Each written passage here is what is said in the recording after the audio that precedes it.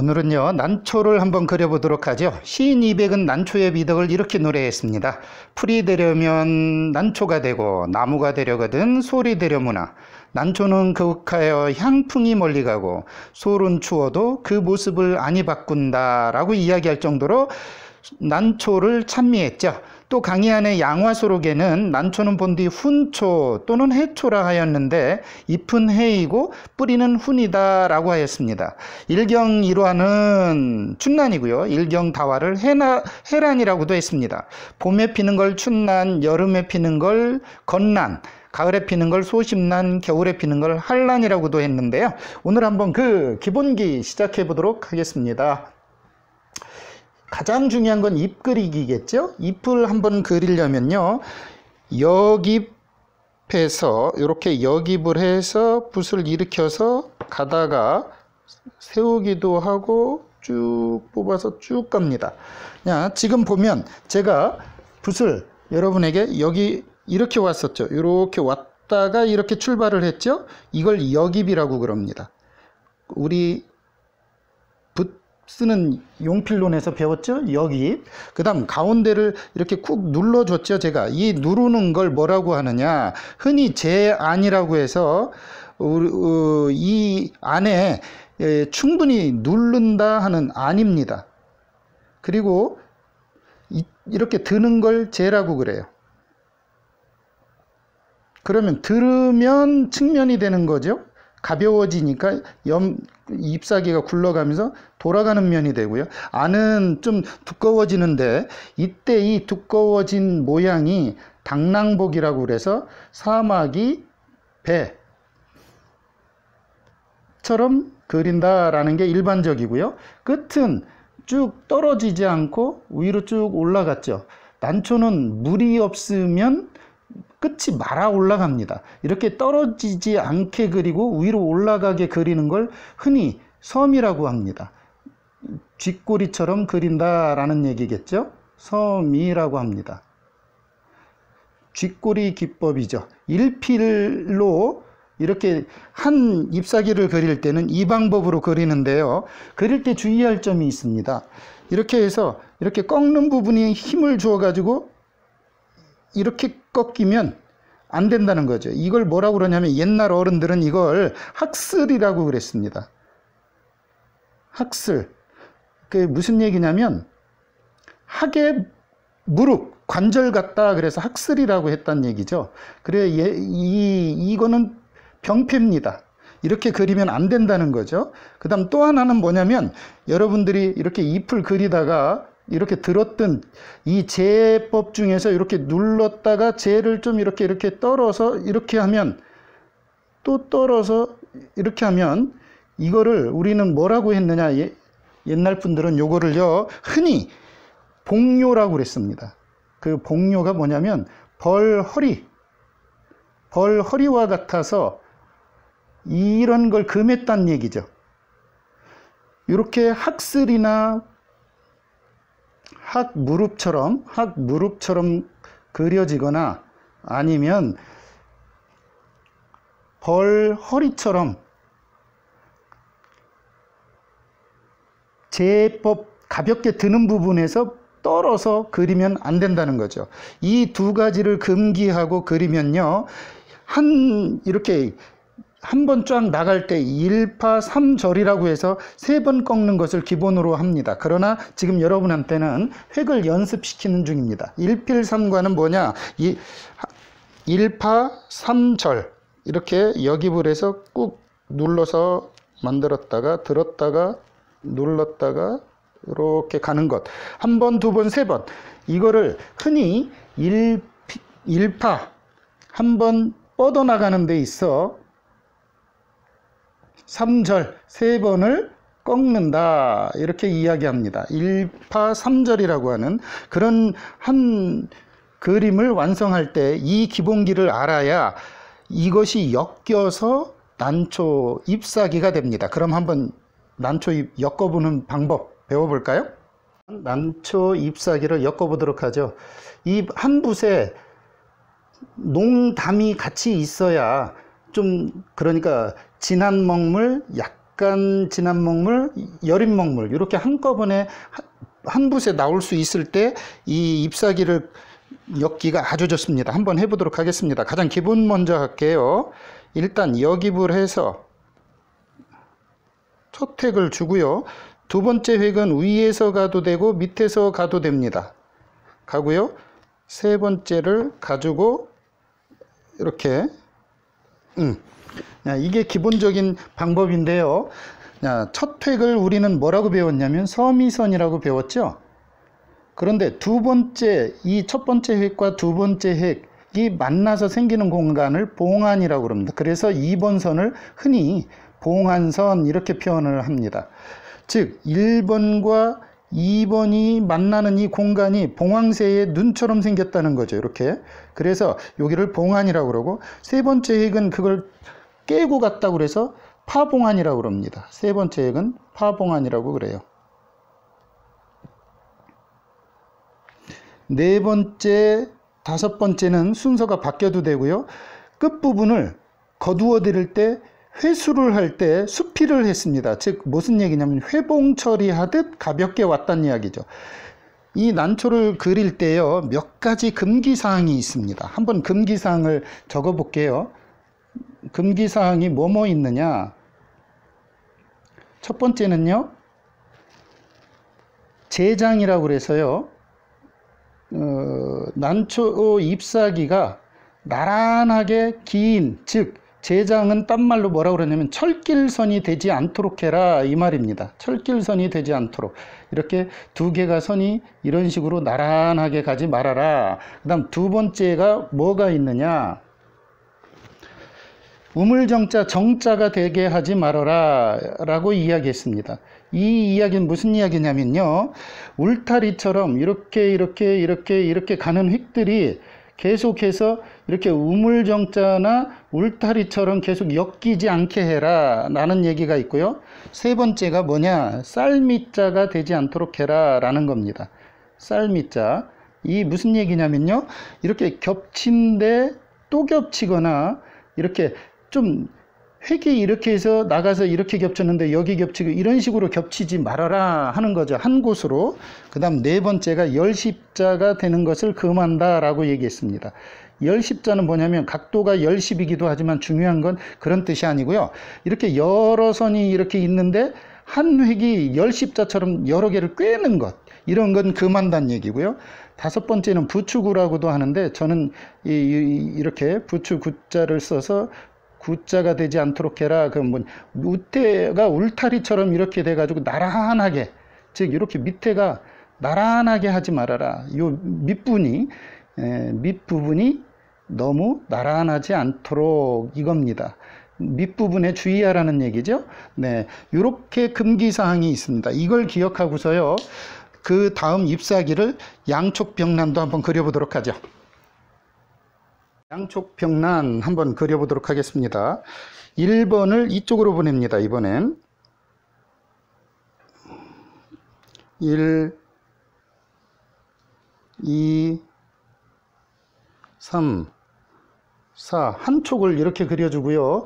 그 다음은 밑에서 다시 하나, 둘, 셋, 넷, 다섯, 여섯 꿰줍니다. 그러면 이렇게 양촉으로 병란이 됐습니다. 이쪽이 한 촉, 이쪽이 한 촉. 처음에 1, 2, 3은 기본으로 4번까지는 똑같죠. 그런데 문제는 뭐냐면 여기서 새로운 1번이 이겁니다. 새로운 1번이 여기서, 그 다음에 2번이 길게 나갔고요. 그 다음 3번이 이렇게 됐고요. 그 다음 4번 올라갔습니다. 5번, 6번.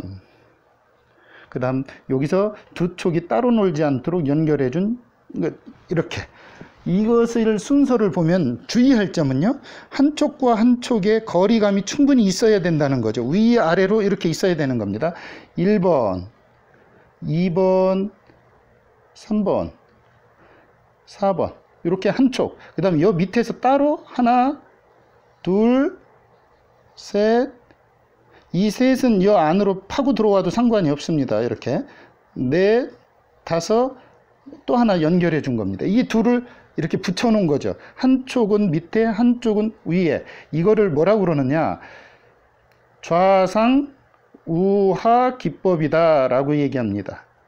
즉 좌측은 올라가고 우측은 내려오고, 그런데 이게 반대일 수도 있어요. 좌하 우상일 수도 있습니다. 중요한 건 양쪽 봉안이 너무 나란하게 안 하고 위아래로 있을 때 얘가 매력적입니다.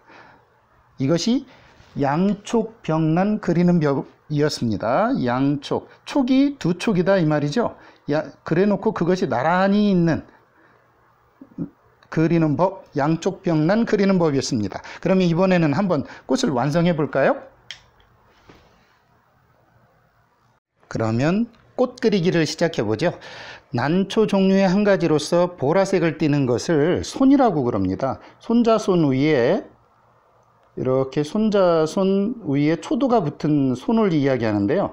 여기에서 난초는 자손을 상징한다는 의미까지 들어가게 됐고요. 또 난초꽃이 피려면 이 난촉이 한쪽, 두쪽, 세쪽, 즉 할아버지, 아버지, 손자 세대에 걸쳐서 손자 세대에 돼서 난초꽃이 핀다고 그래요. 그래서 난초는 자손을 의미하고요. 그리고 또 봄이 되면 가장 먼저 봄꽃을 피워서 알려주는 우리 보춘화라고 그러죠. 춘난이 그렇죠. 이 보춘화는 좋은 소식을 상징합니다. 겨우내 움츠려 있다가 좋은 꽃 소식이 피는 거니까요. 그래서 난초를 우리가 뭐 사람들이 전시회를 한다든가 축하할 일이 있을 때 화분으로 보내는 이유 중에 하나가 그거죠. 일단 꽃 그리기 첫 번째는 쌍구법입니다. 우리 태법이라고 그러죠. 쌍구법이라고 하고 우리는 이거를 딴말로 흔히 구륵이라고 그랬죠. 구륵법, 몰골이라니 제가 잘못 이야기할 뻔했네요. 구륵법이라고 하죠. 그리고 이 쌍구법을 통해서 한번 그려보도록 하겠습니다. 첫 번째, 아직 나지 않은 화포를 한번 그려보면 이렇게 쌓여 있고 거기에 꽃이 지금 이렇게 들어 있습니다. 그래서 여기에서 이렇게 나기 시작하는 거죠. 그러면서 이것이 조금 더 이렇게 커집니다. 커지면서 점점점 얘가 벌어지겠죠? 여러분들이 집에 혹시 난초가 폈다든가 하면 한번 관심을 가지고 한번 보시면 이렇게 난꽃이 점점 벌어집니다. 그런데 여러분들이 가끔 난초를 그릴 때 오해하는 것이 난꽃잎이 몇 개냐 할 때 다 전부 5개라고 생각을 해요. 근데 설판, 혀가 있는 부분까지 합쳐서 얘는 꼭 6개입니다. 그래서 난초는 여기에서 향이 나는 게 아니라 그 설판에서 향이 나거든요. 그렇기 때문에 얘로부터 그 설판이 좋은 것, 그것을 귀하게 생각을 했죠.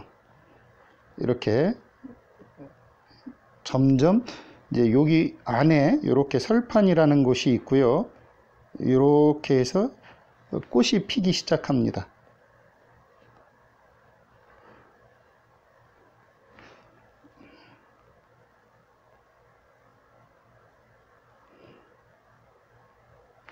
이렇게 점점 이제 벌어지겠죠.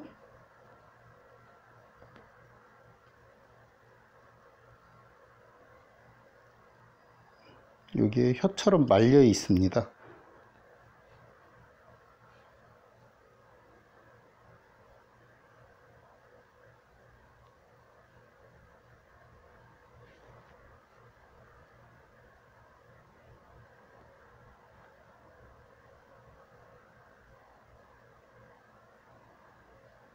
이런 형태로 점점 말려서 피겠죠.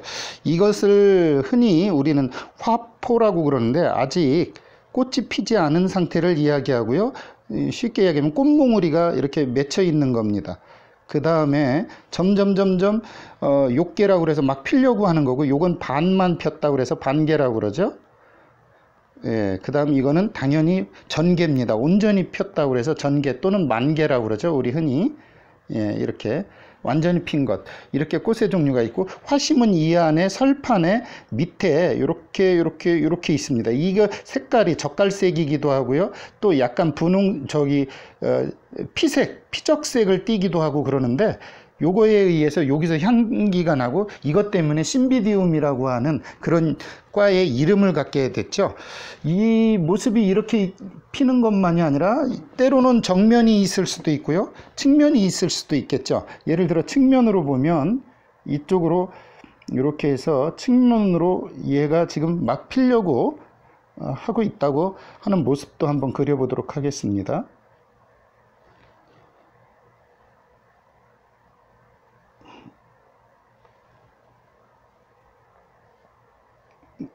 여러분이 이걸 잊지 마십시오. 꽃잎이 6개라는 거.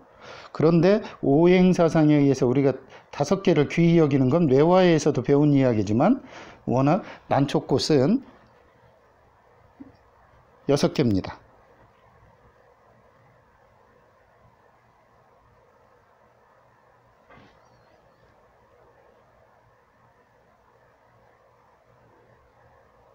뒤집어지기도 하고요.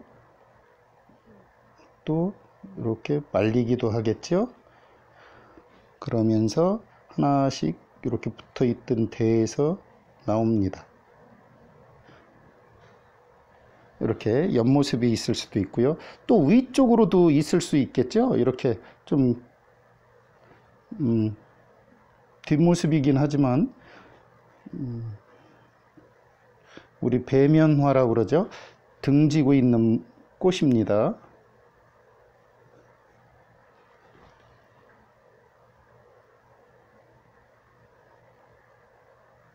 설판이 지금 이쪽 뒤에 있는 거죠. 이렇게. 예. 그 다음에 얘가 또 앞쪽으로 숙여서 있을 수도 있겠죠. 부앙, 꽃을 그릴 때 가장 주의할 점은 기이하게 그려라 입니다. 즉 무슨 얘기냐, 형체가 똑같이 그리지 말고 제각각 다르게, 그래서 얘가 좀 더 신비스럽게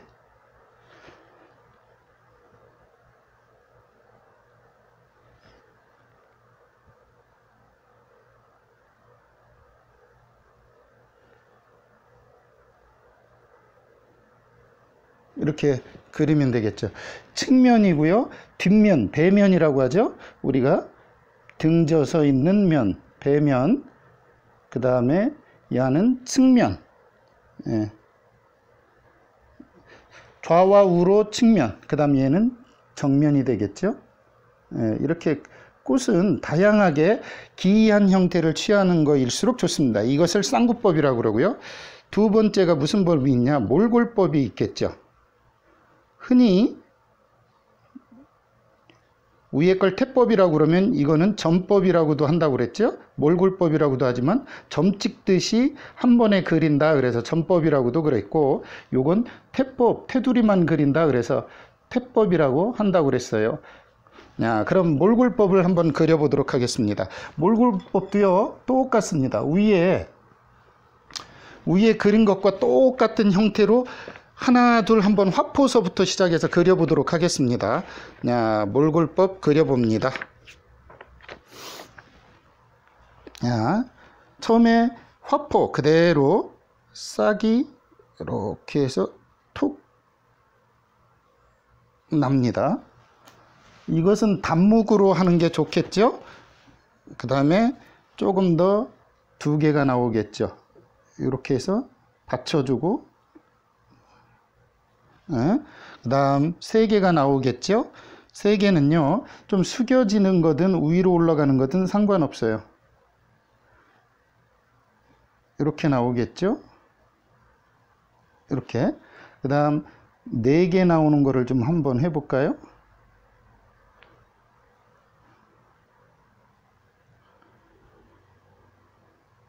이렇게요.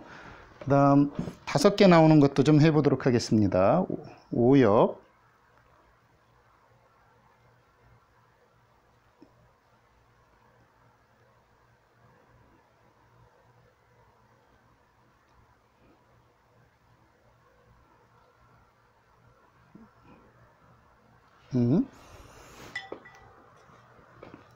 야, 얘도 측으로 있을 수 있으니까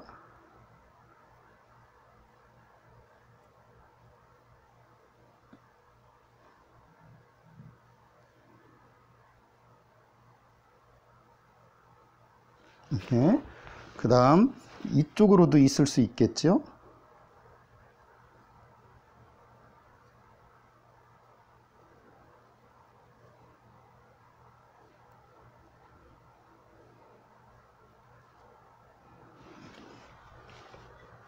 그 다음 또 앞모습이 있을 수도 있겠고요.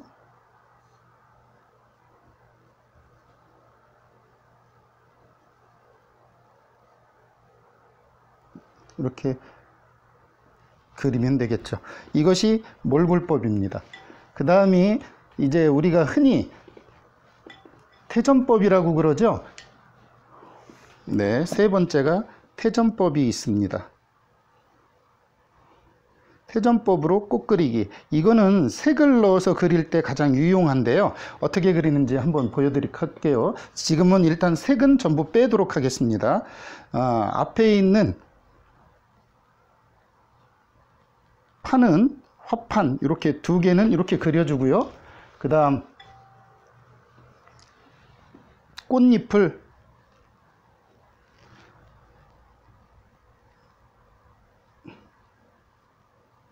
이렇게 그리는 방법입니다. 그러면 얘는 윗부분은 예를 들어서 꽃을 그릴 때 이런 식인 거죠.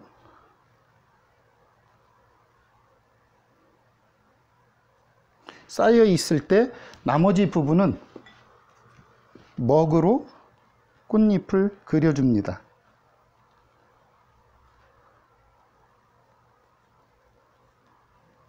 이런 식이 되겠죠.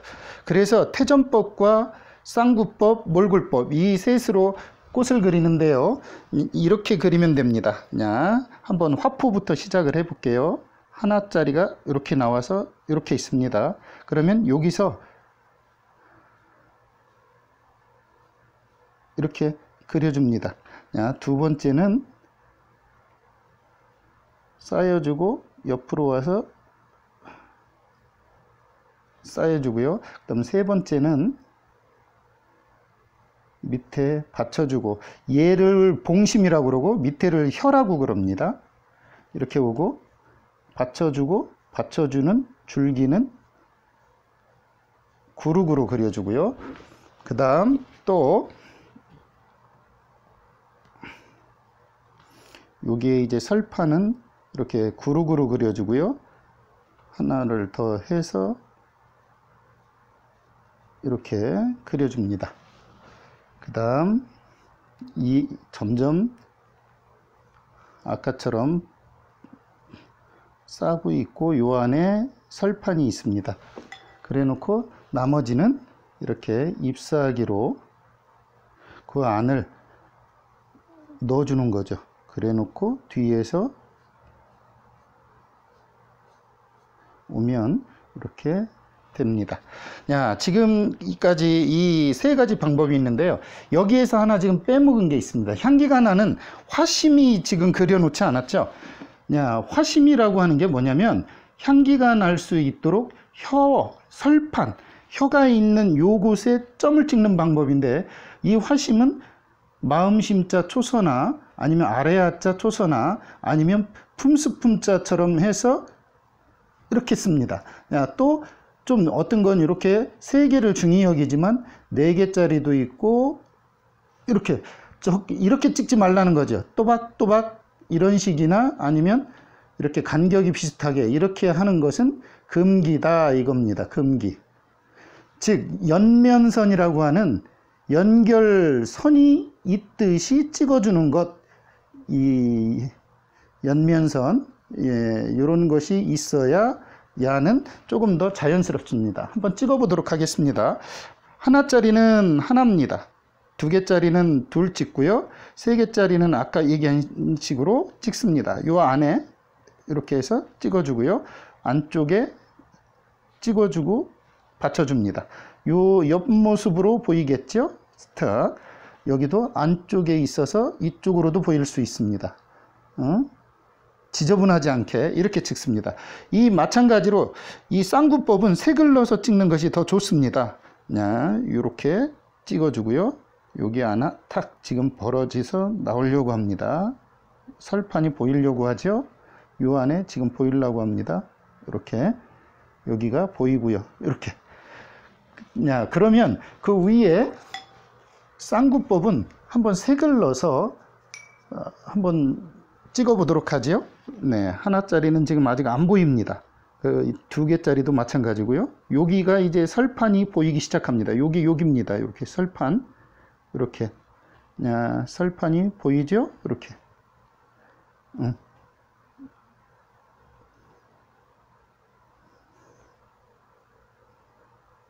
이렇게 하면 향기가 나는 난초꽃 그리기가 완성됐습니다. 난초꽃 몰골법으로 한번 완성해 보도록 하겠습니다. 해보도록 하죠.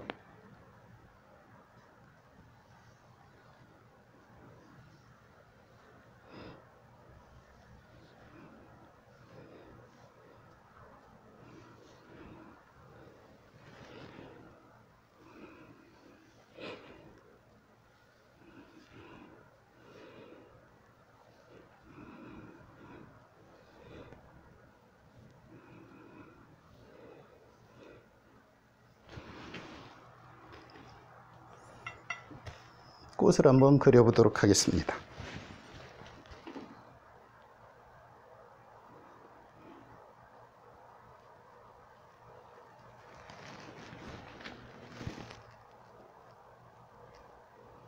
꽃은 자태가 신묘해야 된다고 그랬죠. 똑같은 것이 아니라 방향도 다르고 형태도 다르게 해줄 때 신묘하고 기이하게 이렇게요. 바람이 살짝 부는 듯. 그 다음에 이렇게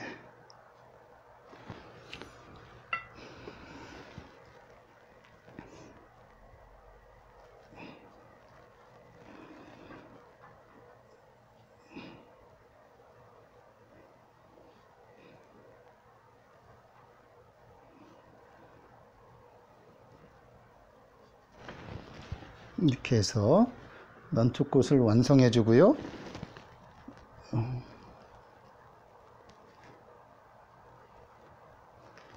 이렇게 꽃을 그리면 몰골 난초가 완성이 되겠죠.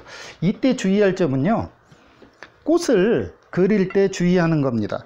꽃은 일경다화라고 할 때 이 꽃을 그릴 때 첫 번째 하나, 둘, 여기에서 주의해야 됩니다. 이 점점 두꺼워지면서 내려올 때 이때 S선을 타면서 좀 부드러우면서 한꺼번에 전서획이 들어가 있는 듯 이렇게 그리고요. 좌우로 꽃이 계속 피는 겁니다. 이렇게 2개짜리 이쪽에 붙여주고 그 다음에 3개짜리 붙여주고 그 다음 이쪽으로 4개짜리 붙여주고 그 다음 이쪽에 5개짜리 붙여주면 돼요. 이때 붙여줄 때 최대한 이쪽에서 역입을 해서 이렇게 가면 잘 붙어 있는 느낌이 납니다.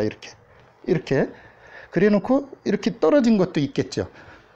여기에서 한 번은 이쪽 한 번은 좌우를 번갈아 가면서 하되 이 꽃의 방향은 여러분들이 자유롭게 하셔도 좋습니다. 1, 2, 3 쭉 길게 내려오는 획 3번 그 다음에 하나 핀 거 2개, 3개, 4개, 5개 이렇게 피는 것이 이제 기본적으로 하고 점점 내려올수록 이 간격은 넓어집니다. 예, 요것이 이 일경다화 한 줄기에 여러 꽃이 핀 일경다화 그리는 법이었습니다. 그리고 이제 마지막으로 좀 마른 다음에 여기에 화심을 하나씩 찍어주면 하나짜리는 하나, 둘은 둘, 셋은 셋. 요 안에다가 이렇게 찍습니다. 이렇게. 그러면 이 꽃 그리는 법이 되겠죠. 물론 여기서 아직 꽃이 안 자란 것도 있을 수 있겠죠. 그럴 때는 이렇게 해서 아직 지금 나오는 중 이렇게 얘가 이렇게 숙여져 일 수도 있어요. 그리고 또 이쪽에서 이렇게 갈 수도 있고요. 바람에 의해서. 그죠? 그거는 다양하게 할 수 있습니다. 아직 어린 봉우리입니다. 쌍구법 난초 그리기 한번 해보도록 하죠. 처음에 여러분들이 조심해야 될 거는요. 쌍구법은 되도록이면 꽃부터 그려놓는 것이 자세 잡기가 편합니다. 물론 무엇을 먼저 그리느냐 그건 여러분이 자유입니다.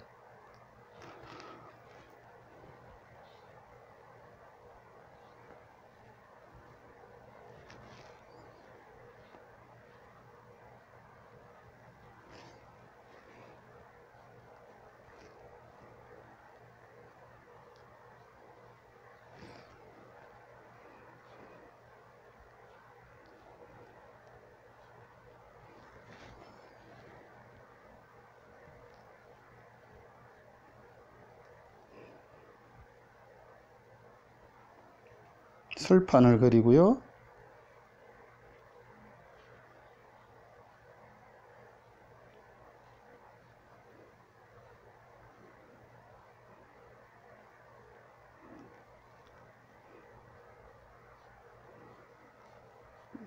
이렇게 그려놓고 여기는 아직 안 핀 것이 이렇게 올라오려고 지금 준비하고 있는 모양. 이렇게 해놓고요. 여기다 한번 잎사귀를 한번 그려보도록 하겠습니다.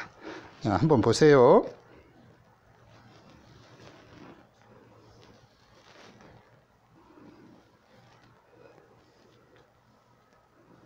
지금 먹색이 이렇게 자연스럽게 나지요? 요것이 좋은 겁니다.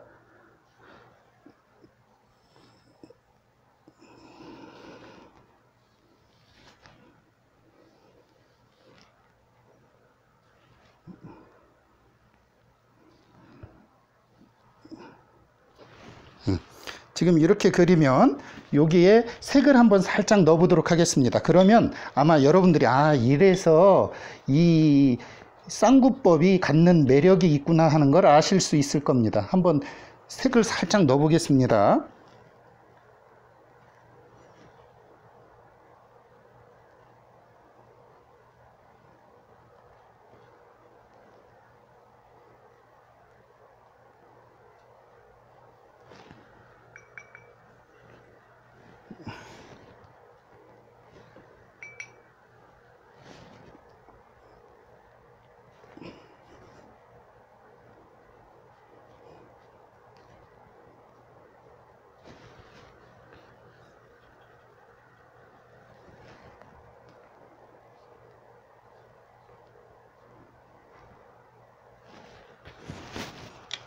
이렇게 해놓고요.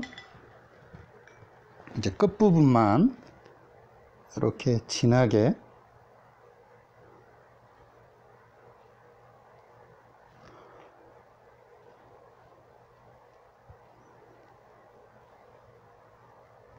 이렇게 해주고 그 안에 화심을 찍습니다. 이제 설판 안쪽에 이렇게 화심을 이렇게 찍어주면 이렇게 찍어주면 기본 쌍구법 난초가 완성됩니다. 이곳에 우리가 이제 흔히 화재를 적을 수도 있고 뭐 어떤 나무도 그릴 수도 있고 바위를 그릴 수도 있습니다. 중요한 건 뭐냐면 여기에 예를 들어 몰래 이렇게 딱 찾아온 새 한 마리를 그려준다 그러면 더할 나위 없겠죠.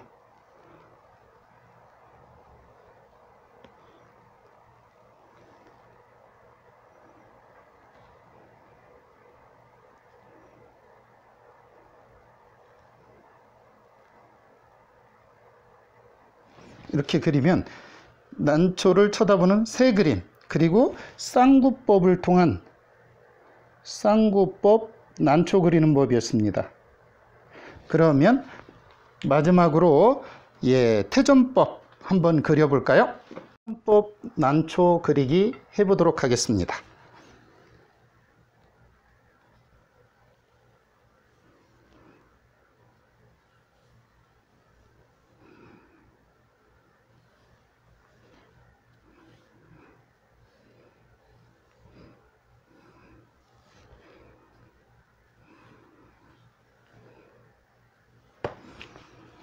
이렇게 있다 그러면 한번 그려보도록 하겠습니다.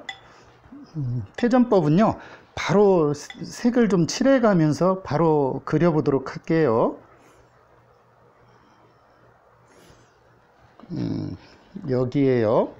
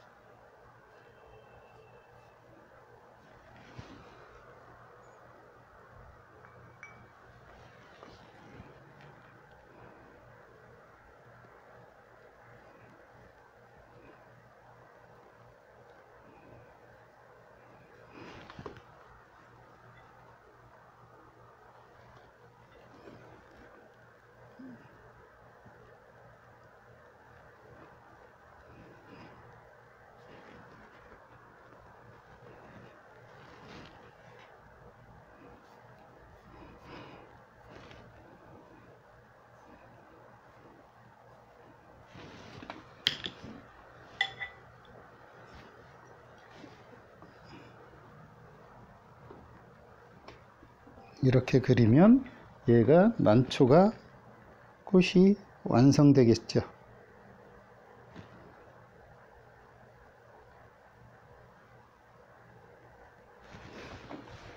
그래 놓고 이렇게 해 놓고요. 여기 이렇게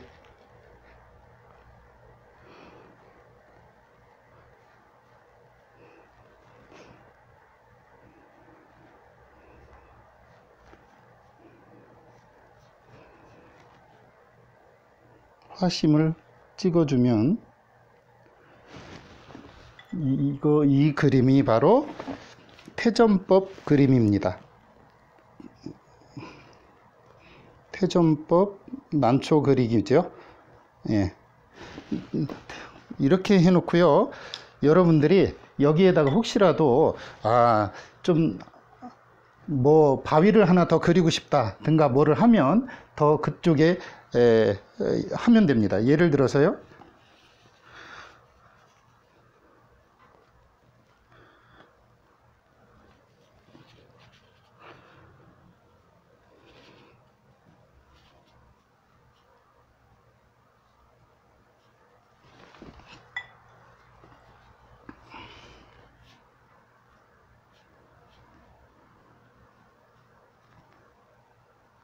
이렇게 하면 그야말로 난초가 바위에 기대어 있는 그런 난초가 완성이 되겠죠. 네.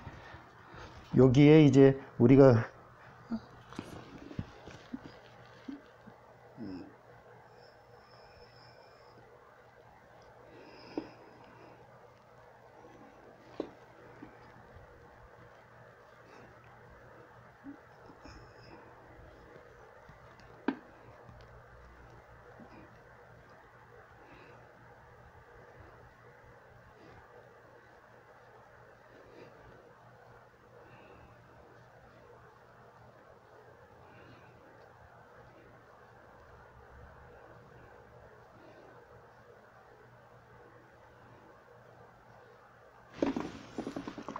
이 새가 그 꽃 핀 걸 쳐다보면서 같이 동화가 되고 있는 그런 모습이죠. 이렇게 그릴 수가 있겠죠. 새 가슴과 꽃 색깔이 같으면 더 좋습니다. 왜 그러냐면요, 통일감도 있지만 이 아이가 물들은 거잖아요. 지금 이 꽃에 이렇게 그리면 바로 태전법 난초 완성입니다.